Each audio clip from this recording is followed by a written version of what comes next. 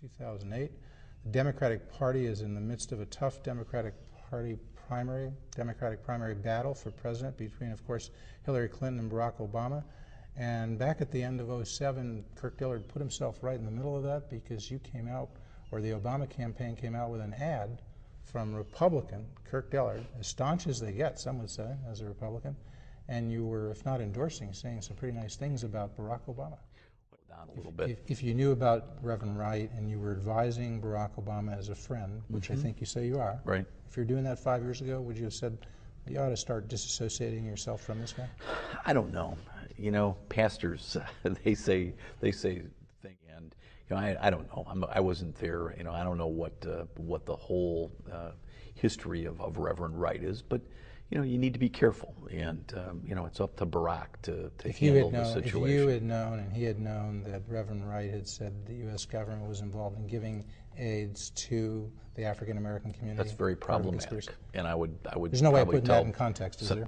That with somebody like Tony Resco. Bill Ayers, a guy from the Weatherman Underground organization of the late '60s and early '70s. I think he stipulated he was involved in some efforts of bombing. He was, because the feds used some improper ways to get evidence, he was never prosecuted. But to this day, Bill Ayers says he doesn't renounce what he did. He said perhaps he should have done more of it.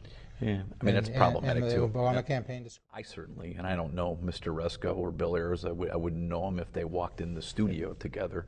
You know, really problematic stuff.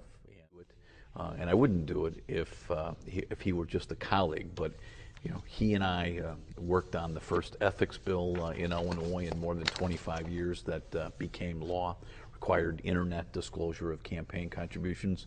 We worked very closely, long hours, on rewriting Illinois' broken death penalty system, or death penalty law. You know what, so I worked with him closely, so that's why I did the ad. Colleague, former colleague, State Senator C. Rauschenberger, also a Republican for many years and still a Republican, he takes a rather different view. He has said, you know, he said Barack Obama was Emil Jones' show pony. Barack Obama is Emil Jones for 8 years in a better looking suit.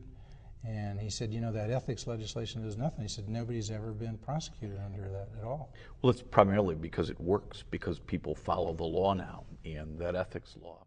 And yet you remember back in 2003, 2004, when that Rod Blagojevich did his first pension bond, some would say scheme, he said program, $10 billion program. Right, one of the good things that Blagojevich has ever done. You supported it, but what Lawson says, the Republican caucus at that time was 32-27. And it was close. The Democrats needed 4 votes, and they got them. And he said the caucus said they weren't going to divide on this. The caucus agreed this was not a good idea. You might have differed.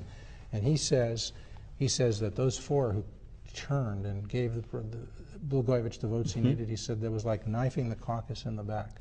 Well, so he didn't quite say you did it, but he came as close as you can come without saying that. You read that. You know about that, right? Nobody was locked into that vote. That vote made great on process. And it wasn't me alone, as you know. No, there were 4 senators. 4 of us. And Pat O'Malley says. And plenty of members in the House of Remember Pat Representatives. O'Malley, another former colleague of yours in the State Senate? You like Pat? I like Pat. Pat said that Bob Shalander got this big fee, people don't know what, $809,000 fee related to that deal. He says it was a fee to make sure that Shalander would go out and secure Republican votes for a Democratic governor for a Democratic program. That's just untrue. That's Pat O'Malley.